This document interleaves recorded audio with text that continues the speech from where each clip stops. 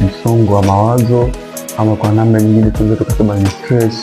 Lakini pia nitagusia zaidi magonjwa ya moyo au magonjwa ya pressure. Maana pressure pamoja na magonjwa ya moyo ni magonjwa ambayo huwa yanaambatana kwa wakati mmoja.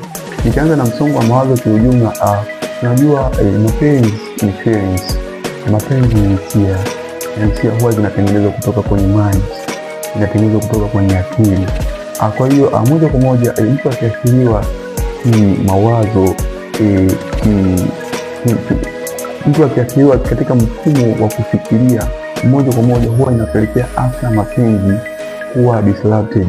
Mtu akiwa na msongo wa mawazo inaweza kapelekea hata zile homoni ambazo tunatarajia ni homoni za furaha ambazo zinazalishwa hasa mtu akiwa katika mahusiano siweze kuzalishwa kwa kiasi kikubwa ili mtu aishi maisha yaliyo bora. Kwa hiyo akiwa na msongo wa mawazo, aidha mahusiano yake yamekuwa ni mahusiano ambayo hayana afya, ikimaanisha hakuna maelewano baina yake na mtu ambaye anahusiana, au hakuna mahusiano bora, hawapate vile ambavyo wanavihitaji katika mahusiano, hupelekea moja kwa moja msongo wa mawazo, ambapo msongo wa mawazo hupelekea hata uzalishaji wa homoni kuwa katika hali ambayo sio hali ya kawaida, ambapo hupelekea watu wawili kukosa ile hamu ya tendo, lakini pia hupelekea hata kudhoofisha mahusiano, kwa sababu tunajua kwamba wasipokutana hata katika tendo ni mojawapo ya action kwamba inaonyesha kwamba hawa watu hapo katika mahusiano yaliyo bora. Huo ni msongo wa mawazo. Lakini pia nikizungumzia masuala ya magonjwa ya moyo, magonjwa ya moyo moja kwa moja huwa ni magonjwa ambayo of course yanakuwa yanaambatana na masuala ya pressure, na hii inaonyesha uhusiano uliopo kati ya mishipa ya damu.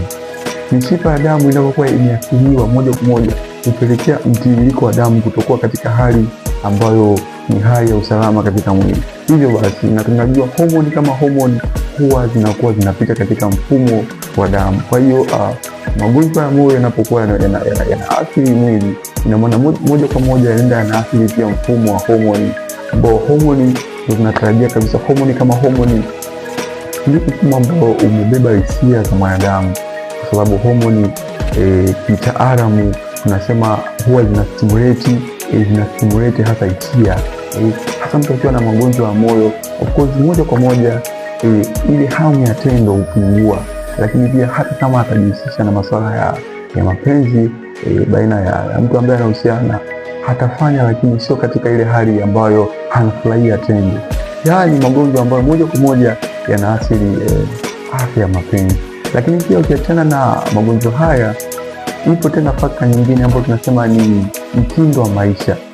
Moja kwa moja mtindo wa maisha pia huwa una athari katika kipengele hiki cha afya ya mapenzi. Tunaona mtindo wa maisha umebeba vitu vingi. Kuna utumiaji wa pombe, sigara pamoja na madawa ya kulevya.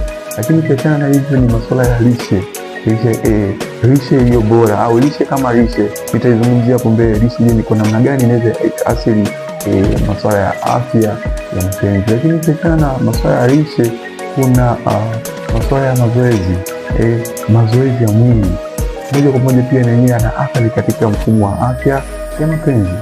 Tukianza kuzungumzia lishe kama lishe, tunajua lishe ni nini? Lishe ni mkusanyiko wa vyakula mbalimbali kama protini, matunda, vitamini, wanga pamoja na vyakula vinginevyo vyote ambavyo vina contribute afya ya mwili kuwa katika hali ambayo inafanya mwili uwe na afya. Kwa hiyo moja kwa moja afya ya mwili inaundwa na lishe iliyokuwa bora. Tunatarajia mtu akipata vyakula vilivyokuwa bora, sana sana vyakula vya aina ya matunda kama vile avocados, banana, masuala ya mapapai pamoja na matunda mengineyo. Hii moja kwa moja huwa zinastimulate mfumo wa afya ya mapenzi kuwa katika hali ya utimamu zaidi. Lakini pia ukiachana na hivyo, tunaona kuna masuala ya mazoezi. Mazoezi pia yana mchango moja kwa moja kwenye mfumo wa afya ya mapenzi. Tunaona yanastimulate mfumo wa homoni, testosterone hormone pamoja na estrogen hormone zinakuwa stimulated katika hali ambayo inapelekea afya ya mapenzi kuwa katika